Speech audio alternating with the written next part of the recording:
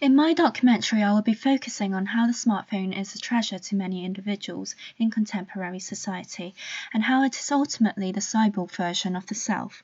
I hope to find out whether people think if the smartphone is now a necessity to life, and if they are the ones that truly control it.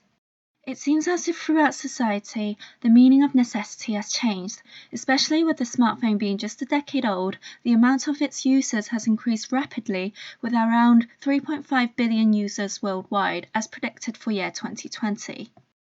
Originally, the purpose of cell phones was only for people to talk and text, nothing that we would consider as a problem if we didn't have one ourselves. Fast forward to 21st century, this device is more than just an object in our pocket. It has become the universal, inseparable mediator of everyday life. I will be focusing on Goffman's theory of self and everyday life and how he views identities as different when we're online as compared to offline, very similar to the front stage and backstage theory, which I will link into identities being performed on the smartphone. Foucault's idea of surveillance is widely relevant to discuss as a tool for identification and categorization. His idea seeks into information of how surveillance is a control and discipline, involving a risk of exploitation and privacy invasions. As for the smartphone and the self, I can relate that this is a technology of tracking and controlling one's identity, which Foucault called subjectification. My aims are to find out whether people accept, modify, or resist their smartphones as a form of self-surveillance or participatory surveillance, and do they explicitly relate this type of addiction or panopticon as a form of entertainment. My documentary is inspired by the Freaky Eaters documentary television series, which focuses on individuals' addictions over one particular type of food. With the smartphone being what I think is an addiction, I wanted to see how it takes over one's identity and how much time they spend on it that they couldn't even do daily activities. Another show that inspired me is the reality-based documentary TV series Catfish. This focuses on how people use a fake online identity to trick others in admiring, conversing, or even falling in love with their fake identity online, very similar to the online and offline self defined by Goffman. The two TV documentaries inspires me to use mainly medium close-up shots, which frames the subject from chest up or shoulder up, and medium shots, waist up. Plus, they film with a bright background to add a comfortable atmosphere to it. They also sometimes use dark lighting to make the audience realize how the identity that the individuals has become is a gloomy reality. To start off the documentary, I'll be using long shots to capture how people from the public are constantly on their phones. Of course, I would need to consider the ethical side of this and try not to capture their faces. This could be done by the autofocus onto their hands or just simply filming from the neck down. I will also use a close-up shot when my participants are using their smartphones to obtain further emotional effect. The benefit of this is so that I can capture a detailed and intimate look of the participants, but more so I will also use close-ups to film the smartphones. I'll be conducting semi-structured interviews with open-ended questions of what casual users think of the smartphone.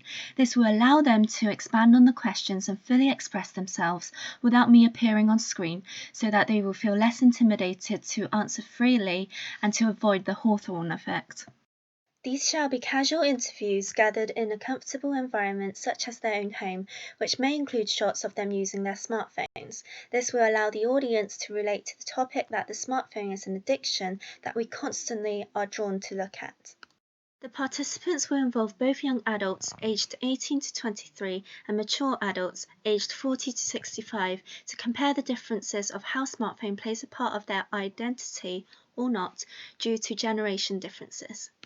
The documentaries itself will be set as private so that there's less risk for the participants' identities to be exposed to the public. Nothing too personal shall be revealed, such as participants' online accounts when their smartphones are being filmed, where this will be blurred out.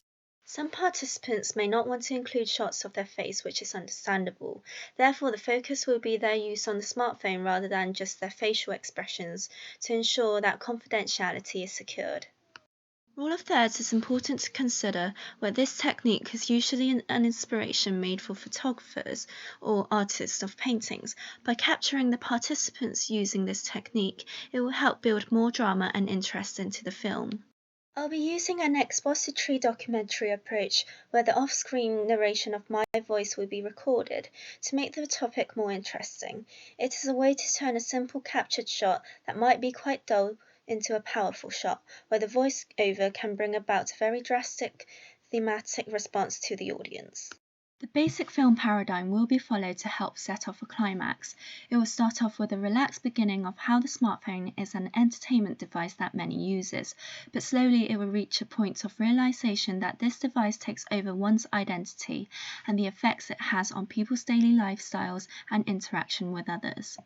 The overall objective of my documentary is to allow the audience to realize that the smartphone is rapidly becoming an addiction to many, in which they might not know is a surveillance device that encourages them to create an online identity and controlling what reality is.